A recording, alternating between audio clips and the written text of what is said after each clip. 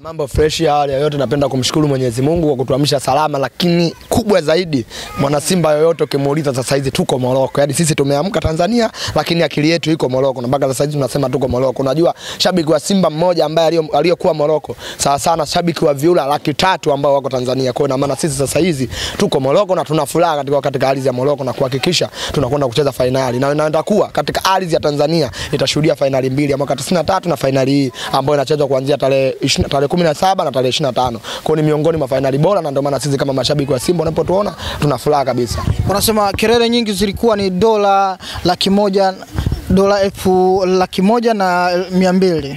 Mtu anasema ni kama almost kama milioni 3 hivi ambazo zilikuwa zimewachanganya mashabiki walio wengi sana, wameshindwa kusafiri kuelekea Morocco pamoja na timu.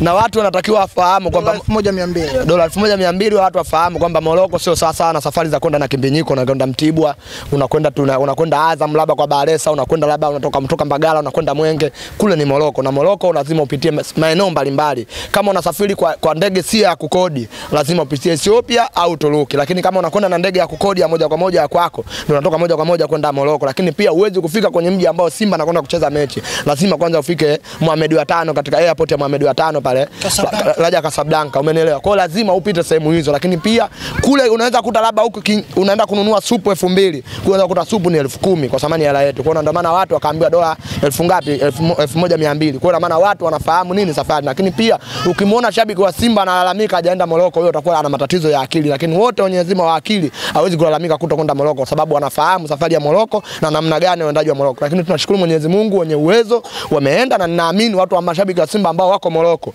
watatuwakilisha zaidi, na mimi naamini duniani mahala popote kanyaga nchi yoyote huwezi kukosa shabiki wa Simba. Kwa mashabiki wa Simba walioko Morocco mimi naamini watajitosheleza zaidi. Waliolalamika wana malazi ya peke yao. Wao wasidhani kwamba Morocco sasa wanakwenda Bunju. Sawa, Rais Samia akatoa ndege. Amekupa ndege. Ukifika Morocco unakula nini sasa? Sasa tunasema kwa mfano unajua kuna matukio mengine watu watakuwa jiulize. Tulipoa safari hapa kuelekea Morogoro kwenda kuzindua uzinduzi wa jezi. Tulijazana sana kwenye treni pale. Mwisho wa siku wakaondoka watu wengine wakabaki kutokana na wingi wa watu. Kwa hiyo mtu analenga kitu kutokana na wingi wa watu. Lakini pia usikie kelele ya vyura eti sisi tulienda sehemu fulani.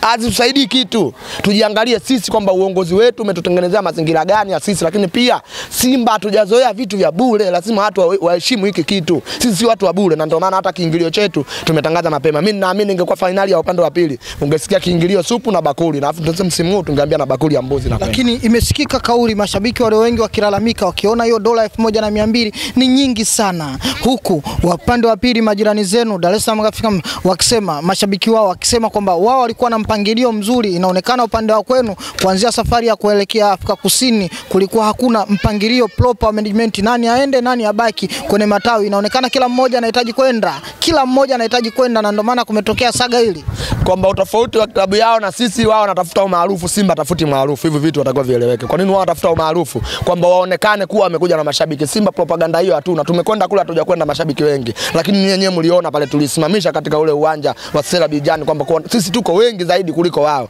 Lakini pia Simba ana impact kubwa ya kwenda sehemu, lakini kama nilivyosema awali kwamba sisi hatujazoea vitu vya bure. Yaani shabiki wa Simba hajazoea vitu vya bure. Na ndio maana unakuta wao wanaalikana kwenye mabakuli ya supu, sisi hatualikana mabakuli ya supu. Tunaalikana uwanjani kwenda kushinda mechi, na hata leo ukiambia Simba kiingilio 30,000 kwenye finali watakwenda, lakini wao ungeambia 30,000 wasingekwenda. Kwa mimi ninachokisema kwamba wao wanatuambia sisi hivyo, lakini sisi tunawaambia wao uwezo wa kufanya hivyo hatuna. Sisi tunachowaza sio kwenda Morocco, tunawaza tunashindaje Morocco ili tuweze kubakiwa na kombe. Kwa maana tukianza kurudia safari ya Morocco tutaonekana ni wazima wa akili. Je, Morocco unakwenda unaenda kutalii au umesikia kule kwamba kuna sehemu labda unakwenda kutalii hapo, unakimaliza kutalii unarudi? Lazima watu wafuate vigezo na vigezo. Je, tutolee mfano, ikitokea mashabiki 10,000 wote wanataka kwenda, ndege moja ingetosha? Isingetosha. Na ndio maana viongozi wetu kwa uweledi na akili timamu wakiwa wako sawa, hawana mgogoro wa aina yoyote, wakasema dola 1,200 ukiwa nayo utakwenda. Tusubiri tutakuja kuona mechi ya Benjamin Mkapa. Na ndio maana kiingilio tumetangaza mapema. Lengo la kutangaza kiingilio mapema ni nini? Watu wanunue tiketi, wajiandae kwenda Benjamin Mkapa. Na finali kuu kuliko finali zote ambazo zitachezwa kwenye mechi hii ni finali ya Benjamin Mkapa. Kuna kombe, kule hakuna kombe. Kwa unalilia kwenda Morocco ndio fanya nini? Kwa maana kwa mtu ambaye anajitambua anaona kwamba hii safari ya kawaida na kukosa sio kwako. Na kama unajiona una uwezo, tafuta safari uende mwenyewe. Kwani mpaka lazimisha na klabu. Twende hapa. kuna swala zima, saga zima la Faisal Salum Feitoto, vile vile Elimu Panzu Kibisa wala change quota. Mmoja na wananchi wanamtolea macho akisema ameenda kwa mkopo, na mwingine Faisal Feitoto huyu Yanga wanasema washamalizana naye, Simba wanasema washamalizana naye. Kwa upande wenu nyinyi mashabiki wa Simba, tuanzie kwanza Elimu Panzu Kibisa wala homa ya jiji. Yaani unajua kitu kimoja, lazima watu watahangaika. Tunasema kila siku. Tumemkuta mzee Mkude hapa, tumemtumia ameenda kule uzeeni. Umesikia? Tumemchukua mzee Chama, tumemtumia mpaka anaenda uzeeni. Labda Kibisawala ambao wanamhitaji wao, ni yule Kibisawala ambaye labda kuanzia mwaka 2038 kuendelea mbele, lakini sio sasa hizi. Lakini pia Simba haina hadhi ya kuchukua mchezaji kwa mkopo, ni fedhea na ni haibu. Bilionea namba 1 Afrika Mashariki anaona kuchukua mchezaji kwa mkopo, tena ni Kongo. Yaani ni swala la aibu. Labda ingekuwa Ulaya Cristiano Ronaldo tungemwambia kwa mkopo angekuja, lakini sio Elimu Panzu. Sayansi ya mpira, Elimu Panzu ana mkataba miaka 2.5. Na yule muda wote swala yote ipo Simba. Na sisi Simba sasa tutaamua, kwa sababu sisi ndio wazee wa biashara. Tutaamua tunamuuza dola laki ngapi au mabilioni mangapi au euro laki ngapi, kwa sababu Kibisawala mpango wake mwakani kwenda kushiriki FIFA Club World Cup, anakujaje kwa mkopo kwenye timu kama hiyo. Lakini pia kuhusu swala la Faisal. Swala la Faisal ni ndoto ya klabu ya Simba ya muda wote. Pia hata kocha anaonekana na uwezo wa kumtumia. Kwa hiyo tayari mpaka sasa hizi unaweza kuambia kodi ziko mezani, swala la kufungua tu kwamba kodi namba 1 namba 2 zikaa sawa. Unajua zile kodi za zile za movie za Kihindi, unabonyeza hapa na bonyeza pale, nakuta jumba zima la sanamu linafunguka. Kwa sasa hizi tunasubiri jumba la sanamu lifunguke. Lakini pia hakuna Faisal ambao wao wamemsainisha, labda Faisal wa Buza. Lakini Faisal Feitoto ambaye anachezea Azam hawezi kwenda Yanga kwa sababu walimdhalilisha mama yake. Tujiulize, sukari zimeisha? Sukari hazijaisha. Lakini pia bado tujiulize, mama yake sasa hizi kageuka kuwa binadamu. Si aliitwa Andazi. Mama yake sasa hizi kageuka kuwa binadamu mpaka yeye aende Yanga. Kwa mama yake bado Andazi na hata kwenda. Na mimi ninachohakikishieni, labda Faisal huyo watamsibiri tena azeeke kama walivyomgoja mzee Chama ndo atakwenda pale. Lakini pia Faisal anajua klabu gani ambayo anakwenda utafuta mafanikio. Hivi unaambiwa msimu ujao unacheza na Cristiano Ronaldo. Msimu ujao tunasikia yani za ndani. Tulitamani hata kuja Busquets hapa. Lakini wewe unaachaje kuja kucheza kwenye klabu hiyo? Lakini pia unakwenda kucheza na Barcelona, unakwenda kucheza na Flamengo, unakwenda kucheza na Al Nassr. Unanielewa? Msimu ujao kwenye kundi letu la FIFA Club World Cup. Unanielewa? Sasa anaachaje kuja timu kama hiyo? Kwa hiyo hawezi kwenda timu zingine za aina yoyote. Mimi ninaamini Faisal ni wa kwetu na ni swala la muda kutua Msimbazi. Au mambo mengine tuache. Unajua sometime ukivurugwa binadamu huwa unatafuta furaha. Kwa hiyo ndugu zetu wamevurugwa sasa hizi. Hawaelewi cha kufanya. Walikuwa wanajua Simba atafeli, Simba kafaulu, sasa hizi uko finali. Walijua Simba msimu huu utakuwa na buruza mkia, sasa hizi Simba anaongoza ligi. Lakini pia walijitania kusema kwamba finali yao kwa wao wamefika finali. Lakini finali yao kwa wao haikuwa na Simba anaongoza ligi. Turudi hapo, anaongoza ligi gani ikiwa wao ndo wanaongoza ligi? Yani, wapo juu kileleni kwa tofauti ya pointi 4 pale. Unaongoza ligi kwamba wakati huo kipolo cha kwetu hatujacheza nacho. Kwa hiyo maana ukiona wao wanaongoza ligi kuna mchezo Simba hajacheza. Yaani ukimwona Yanga anaongoza ligi mpaka sasa hizi, ujue kuna mchezo hajacheza, na ndio huo mchezo ambao wao hawataki. Yaani huo mchezo hata kama tukicheza juu ya bahati au baharini, huo mchezo lazima tushinde, na ndio maana wao hawataki kucheza, wanajua mmensia. Lakini Faisal hawezi kwenda kwenye timu za mgomo. Unanielewa? Eti leo hatuchezi, leo tunacheza. Alafu unajua muda mwingine ni mambo ya aibu. Yaani Simba anaanza kwenda kucheza Morocco Mohamed wa 5. Asoma Mohamed wa 5 anaanza kucheza Morocco kwenye kwenye finali ya CAF Federation Cup. Watu wanaanza kucheza dabi. Wewe unaona kwamba hivi vitu viwili tofauti hivi. Umeziona? Kwamba hii ni klabu ya mpira, hii klabu ya hatuchezi. Sasa sisi tunachowaambia kwamba wasicheze na sisi hatutahitaji kucheza nao, lakini kikubwa sisi tunachofocus kwenye finali yetu, na tunawaambia kucheza kwao hakutamsababishia Simba kufikia malengo yake. Kama malengo yetu ni ubingwa, tutachukua ubingwa, na kama malengo yetu kuchukua kombe la CAF, tutachukua makombe ya CAF, na kama malengo yetu kuitangaza Simba duniani, tutatangaza Simba duniani kwa namna yoyote. Lakini pia nyinyi msione swala la ajabu kutuambia wao hawachezi. Kwa nini hawachezi? Kwamba Simba ni klabu kubwa kama azi yake kama Barcelona, Real Madrid, Liverpool, Manchester United. Kwa unapokwenda kuitetea yani drama Simba, labda unaposema labda mchezaji fulani and flame fulani, labda Simba chatucheze naye, wewe unapata umaarufu. Sasa sana leo mimi kwa mfano niende hapa leo nikagombane na Mohamed Dewji. Najua watu wengi watakuja kujiuliza, huyu anagombana na Mohamed Dewji ana nini? Anataka kufanya Yanga kwamba anatugombanisha yeye na Simba ili na yeye aingie akue kidogo kwenye umaarufu. Kwa hivi vitu ni vione vitu vya kawaida, lakini kuja kuangalia havina mashiko. Unanielewa? Lakini pia mimi nataka niseme swala moja. Unajua huu mwaka ni mwaka wa kampeni. Ukiacha mwaka wa kampeni ni mwaka wa uchaguzi wa rais, diwani pamoja na mbunge. Kwa hiyo mimi nataka nimwambie mheshimiwa rais kwamba aangalie namna ili sakata la dabi namna linavyokwenda na watu hao wanavyosema hawacheze. Mimi ninaamini hao wana jambo lao na kuna mtu ambaye anawasababishia hao wasicheze. Kwa hiyo mheshimiwa rais aende akaweka uchunguzi mapema ili kuchunguza, kwa sababu inawezekana wakatuvurugia mambo yetu ya mbele. Sisi kama klabu ya Simba tunahitaji amani, tunahitaji furaha kwenye ardhi ya Tanzania, na tunahitaji tukisharudi na kombe la CAF Federation Cup tushangilie kwa kwa furaha, wasianze kutuletea fujo. Hapo hapo nyinyi ndio mlikuwa watu wa kwanza kukimbia uwanjani kusema hamchezi mpaka uchunguzi uwe umekamilika. Nani alosababisha siku ile nyinyi msifanye mazoezi? Lakini kilichokuwepo sasa hivi inaonekana mnataka kucheza, hata wa uchunguzi, majibu ya uchunguzi hayajatoka. Kitu gani ambacho kinasababisha nyinyi mtake kucheza wakati majibu ya uchunguzi hayajatoka? Kwamba kinachosababisha sisi tunataka kucheza kwa sababu Simba ni timu ya mpira na Simba ndio baba wa Tanzania. Yaani ukisikia Simba ni baba wa Tanzania, na hata kuja kuangalia kwenye takwimu hakuna kombe lolote ambalo tumeshiriki sisi na Yanga. Simba ndio timu ya kwanza kucheza finali, Simba ndio timu ya kwanza kucheza nusu finali CAF Champions League, Simba ndio timu ya kwanza kuchukua kombe la ligi kuu la Tanzania, Simba ndio timu ya kwanza kuchukua kombe la Muungano, Simba ndio timu ya kwanza kuchukua kombe la CAF la FA. Yaani Simba ni ya mwanzo, na hata siku ile walitukosea adabu, yani timu ya mpira kutuunganisha na wao walitukosea adabu, na ndio maana sisi tuliwaambia tucheze. Na ndio maana ili ujue ukubwa wa Simba, Simba aliandika barua moja tu, barua moja ya Simba sawa sawa na akili ya mashabiki wa Yanga 300,000 wenyewe kuja kuwajumlisha. Umenielewa? Kwa hiyo nyinyi ndio mlivunja dabi siku ile isichezeke. Wao ndio alisababisha kuvunjika kwa dabi. Kwa nini alisababisha kuvunjika kwa dabi?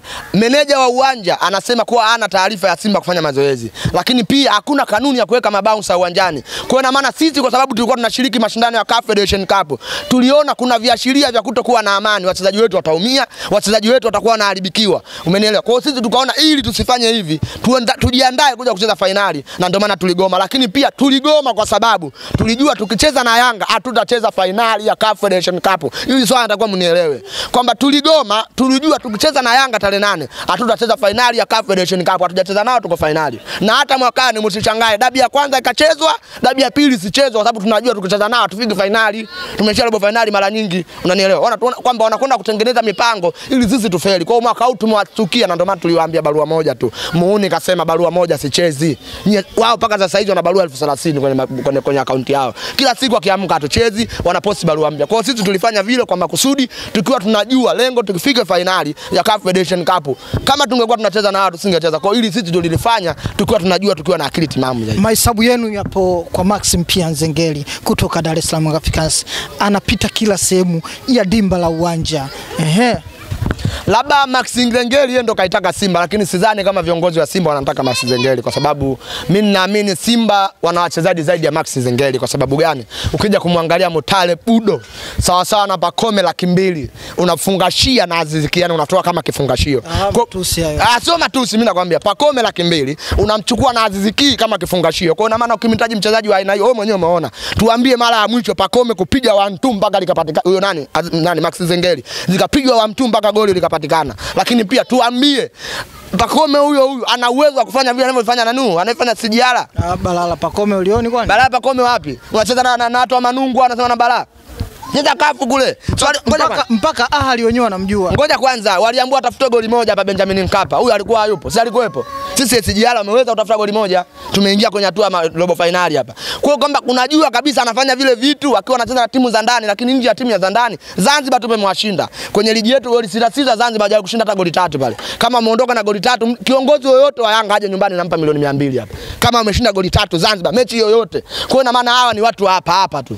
Hawezi kutoka nje na hapa. Na ndio maana unakuta wachezaji wao ni daraja lao dogo, lakini Simba kwenda kuchukua mchezaji ni Yanga, yani kama ni kitu ambacho hakiwezekani, kwa sababu Simba ni chuo cha mpira. Chuo cha mpira kwenda kununua wachezaji sehemu ambazo sio chuo cha mpira. Kwa mimi ninaona binafsi hizo ni drama ambazo wao wanazitengeneza. Waonekane wachezaji wao ni watu wa kutrendi mjini, lakini sisi hatuwezi kwenda kuchukua wachezaji kutoka Yanga. Na ni alamu kwa zama za usoni zina tajiri Mohamed Dewji ambaye mimi ni babu yangu. Hawezi kuchukua mchezaji kutoka Yanga. Labda itakuwa dharura, lakini sidhani kama anaweza kuchukua mchezaji ni Yanga, kwa sababu wewe mwenyewe unaona madaraja ya wachezaji wa Yanga na madaraja ya wachezaji wa Simba ni vitu viwili tofauti. Ili ujue hilo, mpaka sasa hivi ana miezi kama 6 hajapositiwa kwenye peji za CAF, lakini wachezaji wa Simba kila siku wanapositiwa kwenye peji za CAF. Sasa kuna nini unajua mchezaji wa aina hiyo? Kwa maana kumbe wachezaji ambao wewe unao ni hapa. Na sisi msimu huu hatutasajili mchezaji kutoka Afrika, tutasajili mchezaji kutoka Ulaya, kwa sababu tuna mashindano makubwa zaidi ya haya ya Afrika. Watu kuchukua mchezaji wa hapa tutakuwa sasa tunacheza bure, unanielewa? Kwa hiyo tunataka tukachukua wachezaji wa madaraja makubwa, na msimu ujao tunasajili kupitia Euro. Atakuja kutushangaa Euro hajawahi kuziona. Umenielewa? Sisi msimu ujao tunasajili kupitia Euro. Kwa maana wachezaji wa Euro ni kutoka Ulaya, huwezi kusajili mchezaji wa Euro kutoka Afrika. Umenielewa? Msimu ujao sasa utakuta winga moja huku nani? Kibisawala, Joshua Mutale Budo, katikati pale unaweza, yani kwa dharura unaweza kunguta Faisali Mabolulu mbele. Kuna haja gani ya kuwa na Max sasa hapa? Wao sisi wanatutosha. Na wakati huo tunaenda kushindana na timu kubwa. Mabululu mkongwe yule kashazunguka mpaka basi yani. Ina maana nyinyi sasa hivi mnarudi tena kuachukua 30+. Yani forward ukiambiwa ili ujue forward anajua mpira anzie miaka 30 na kuendelea, lakini ukichukua vijana mwisho wa siku wanaruka ruka. Kwa ndio maana watu tunambilia Mabululu, tunaamini. Pale Mabululu amekaa center back, huku nyuma unakutana na Kunde. Yani muda wote Mabululu atakuwa anaokoa mpira kupeleka golini. Umeelewa? Lakini ukienda na vijana Kunde ataonekana na kaba. Akatoa tunaenda kucheza mashindano makubwa, lakini pia edge ya Mabululu ndio edge ya ufungaji kwenye mpira. Umeelewa? Na ndio maana hata watu wanakuja kumwangalia. Hata Cristiano Benzema alipata tunzo ya Ballon d'Or kwenye uzee. Umeelewa? Zaidi ya miaka 30 akachukua tunzo. Kwa hiyo maana maforward wa kongwe wanajua zaidi kufunga kwa sababu wamepita kwenye ile eneo na wamekaa muda mrefu kwenye eneo. Na ndio maana sisi mwana Simba kutuambia wachezaji kama hao tutakuwa tunakuelewa, lakini viachaji wao vya Mbenkumbe watu wanaelia Jangwani kama Vyula muda wote wasumbuani, sioni mimi elevu ya kucheza. Labda wao waje tena pale, tuna mchezaji mwingine mzee mwingine yupo pale, mzee Mzamiru Yasini yupo. Waje wamchukue mzee Mzamiru Yasini. Kazi yao kukokota wazee wa Simba, wamemwokota mzee Chama, wamekwenda kumwokota mzee Mkude, kuna mzee Mzamiru Yasini yupo Simba Sports pale, waje wamchukue. Sio mzee Shabalala au Kapombe. Wewe ndo kwanza na miaka 12. Beki bora wa muda wote katika ligi ya Tanzania. Shomari Kapombe anaendaje kucheza timu ya Vyula. Hivi akasikilizia milio ya Vyula, aache kwenda kusikilizia vilio vya mjini. Wewe mwenyewe unaona unatoka sehemu ya mjini unakwenda dampo. Wachezaji ambao wamezeeka, ndio maana unakuta mzee hapa sasa hizi maisha yakimchinda mjini, anakwenda vijijini. Umeelewa kwa nini anakwenda vijijini? Kwa mchezaji yoyote ambao unakuta Simba kazeeka, ndio atakwenda mjijini. Ndio maana tumemwambia kuna mzee mwingine Mzamiru Yasini kabaki. Waje waondoke naye. Hatuna shida. Kwa kumalizia, wanasema Watanzania wote ni Yanga wakizaliwa, lakini wanapokuwa tu kutokana na mapenzi waga wanaanza kubadilika taratibu. Ni sahihi hili? Hilo jibu mimi naamini sio sahihi. Kwa sababu gani? Mimi nataka nikupe homework kidogo. Kwa sababu sisi tunatembea sehemu nyingi. Ukitembea katika watu 10, utakuta Simba wako 8, Yanga 2. Lakini pia sisi tunaonesha mabanda ya mpira, tunafahamu kwamba mashabiki wa Yanga ni wadogo kuliko Simba. Lakini pia huyu aliyosema mshabiki wa Yanga akizaliwa anakuwa Yanga, huyu atakuwa ni mnafiki. Binadamu yoyote anazaliwa kwa muunganiko wa vitu vyeupe. Hapa nataka nitoe kwa homework, yani mtu yoyote nafikiri atakuwa ananielewa. Baada ya kuunganika muunganiko wa vitu vyeupe vinakuwa damu.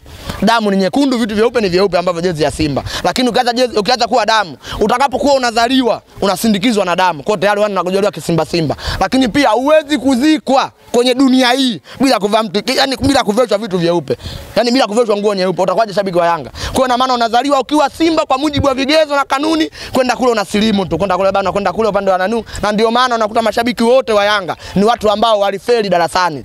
Watu wote wa mwisho kwenye darasa ukimuuliza ni shabiki gani wa timu ya Yanga, hakuna shabiki wa Simba mtu wa darasani amefeli. Na mimi naamini ingekuwa watu wa kwanza hata ili sakala la dabi kuto kucheza wasingekuwa kipaumbele, ungekuwa na mawazo kiakili na wangekuwa wanaenda kuwauliza viongozi wao kwa vitendo na vigezo. Umenielewa? Kwa sababu wamewadanganya sana na sasa hizi wanakwenda kudanganywa zaidi na wanakwenda kuharibu kwenye uongo. Mimi naamini wangekuwa wanajielewa, haya yote asingekuwa anafanya. Na ndio maana nikakwambia kwamba shabiki wa Yanga darasani alikuwa wa mwisho. Hakuna mshabiki wa Simba ambaye alikuwa namba 1 akashabikia Yanga. Sababu hata mimi darasani kwangu nilikosoma wa kwanza wetu alikuwa shabiki wa Yanga, wa Simba. Ukija kwenye tatu bora utakuta Simba, ukienda kwenye tatu bora za mwisho utamkuta Yanga. Wao ndio unavyokuja kukuta mashabiki namna tulivyo hivyo. Na hata kuja kupata tathmini hapa haraka kwa watoto wa sasa hivi, kwenda kuuliza hata watoto 10 atakwambia mimi Simba. Hakuna binadamu. Hivi ngoja nataka nikuulize swali. Mshawahi kujiona Yanga wanatembea na nembo yao mkononi? Nembo yao mkononi kama tunavyofanya Simba. Simba tunambeba Simba mkononi. Wao wanabeba Yanga mkononi, wanabeba wapi? Si Yanga Afrika. Yanga wanaibeba wapi? Mimi nataka siku moja wanitengenezee nembo yao waibebe kama tunavyombeba sisi Simba. Leo Mzalama wakati anaondoka akambeba Simba mkononi. Umenielewa? Mzalama wakati anaondoka amembeba Simba mkononi. Wao watengeneze nembo ambebe kama yule alibembebe. Kwa sababu timu zozote duniani lazima kiwe na kiumbe hai ambavyo ni vinyama vya polini. Kuna Simba, ukienda pale wapi? Ukienda Liverpool utakuta jogoo, ukienda Manchester United utamkuta Simba, lakini pia ukienda kama labda Real Madrid utakuta element ile ya nini, Barcelona na timu zingine. Kwa mfano, timu za hapa Afrika, TP Mazembe wana mamba yule. Lakini wao wana watu, umenielewa? Na ndio unajua kabisa hii sio timu ya mpira. Hii timu kwa sasa hizi tunaita matukunyungu kwa jina la utani Yanga Modern Taarabu. Ina maana ni watu wa taarabu, kile kikundi cha wacheza taarabu zamani. Unajua historia yao ndio nitoe kwanza kwa ufupi kabla tunamalizia. Wale lakini wamesema hawachezi, sio hawachezi tu, wameweka na neno ng'oo sasa hivi. Hilo neno ng'oo la kwao wao, lakini sasa watu watolee historia yao kwamba wao walizaliwa, umenielewa? Baada ya kuzaliwa kilikusanywa kikundi cha wacheza ngoma, umenielewa? Watu wa boxing na watu wa walinzi makuli. Umeona makundi matatu hayo, makuli. Lengo ni nini? Lengo la makuli ikitokea mizigo kwa wapigania uhuru labda kubeba makaunta buku yale kuelekea kwenye ofisi, wale makuli wanachukua mizigo wanabeba. Ikitokea mkusanyiko wa viongozi, labda viongozi labda wanakutana kina Mwalimu Nyerere kugombania uhuru, wale wataalabu wanacheza taarabu. Umenielewa? Na ndio maana tunaita Yanga Modern Taarabu. Kwa sababu ni watu wa taarabu, na ndio maana sasa hizi unakuta mambo yao taarabu. Kwa hiyo hawana ile discipline ya kimpira. Na nilikuwa natamani kama ingekuwa inawezekana hiyo tarehe 15 asitokee alafu akacheze ligi ya wilaya mkoa wa wilaya. Shukrani sana. Asante sana.